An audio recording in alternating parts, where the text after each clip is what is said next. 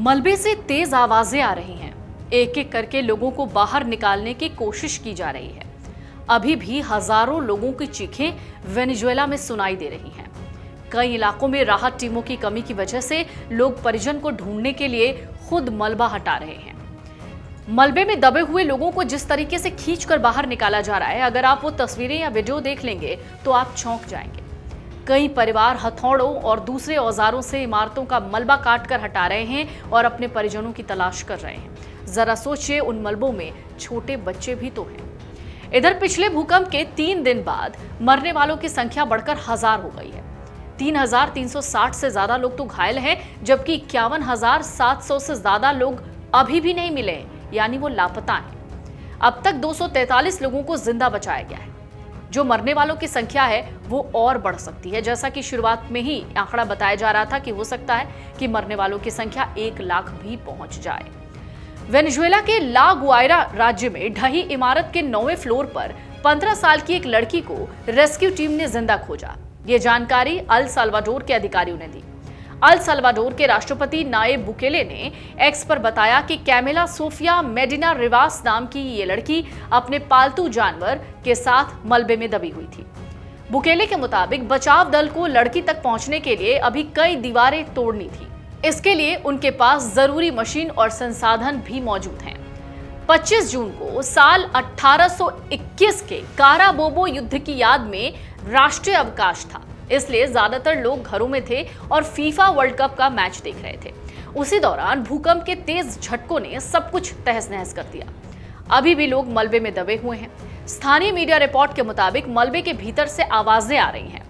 सरकार ने देर रात ये बताया कि 39,000 से ज्यादा लोग लापता हैं। फिर बाद में कहा गया कि 50 या फिर 51,000 से ज्यादा लोग अभी भी नहीं मिल रहे हैं। भूकंप की भयावहता की असल तस्वीर अभी तो आनी बाकी है, लेकिन जो तस्वीर सामने आ रही है वो डराती है।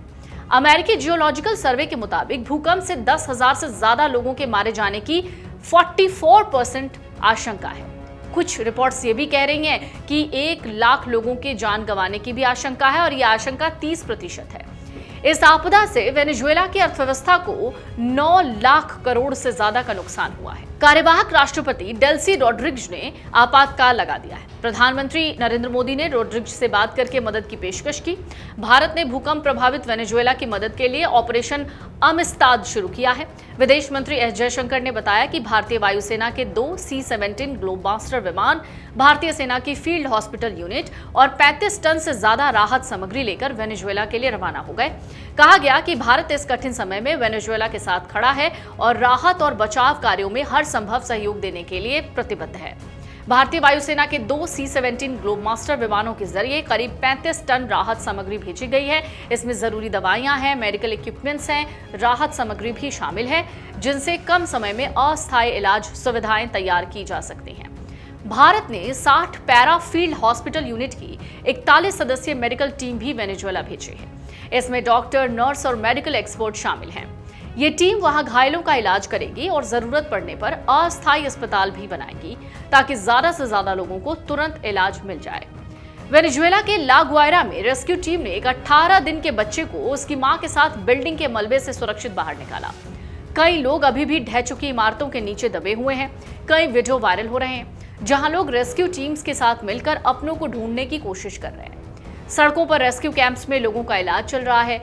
मलबा हटाने की कोशिश जारी है। वेनेजुएला की राष्ट्रीय टीम और फुटबॉल महासंघ ने बताया कि फुटबॉल प्लेयर यिमवोट बेरोटेरन की भूकंप में मौत हो गई है। वो सिर्फ 18 साल के थे। कुछ महीने पहले ही कतर में हुए अंडर 17 वर्ल्ड कप में उन्होंने खेला था। हाल ही में वो अंडर 20 टीम का हिस्सा भी थे। इसके अलावा युवा खिलाड़ी विक्टर पालासियोस और रजान सिजा की मौत की भी पुष्टि हुई है। इंटरनेशनल ऑर्गेनाइजेशन फॉर माइग्रेशन के मुताबिक भूकंप से वेनेजुएला में करीब 70 लाख के आसपास लोग प्रभावित हुए हैं। इनमें लगभग 20 लाख लोग राजधानी काराकस में रहते हैं। बड़ी संख्या में लोगों के घर ढह गए। वो खुले आसमान के नीचे या अस्थायी शिविरों में रहने को मजबूर हैं। इन सब के बीच मलबे में दबे हुए लोगों को लेकर एक्सपर्ट्स कहते हैं कि किसी भी भूकंप के बाद पहले 48 से 72 घंटे सबसे महत्वपूर्ण होते हैं। इसी दौरान जीवित लोगों को निकालने की सबसे ज्यादा संभावना रहती है। इसके बाद उम्मीद कम हो जाती है, जब तक कि फंसे लोगों को खाना और पानी न मिल रहा हो। रेस्क्यू टीम के लीडर हैं नाडियोमार पोलांको, जिन्होंने कहा कि कई इमारतें पूरी तरह से ढह गई हैं। उन्होंने कहा अब जीवित लोगों के मिलने की उम्मीद बहुत कम है, ज्यादातर कोशिशें अब शव निकालने पर केंद्रित हैं।